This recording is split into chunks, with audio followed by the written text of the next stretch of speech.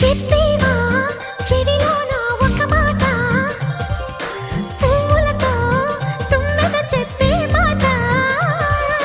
నీ చిరునవ్వు సాక్షిగా తాజ్ మహల్ నాదట, నీ పెదవంచు సాక్షిగా షాజహాను నేనట. నీ తీయని ప్రేమకి నా పెదవే నజరానా, నీ బయటకి నేనిక బానిసనే నెరజానా.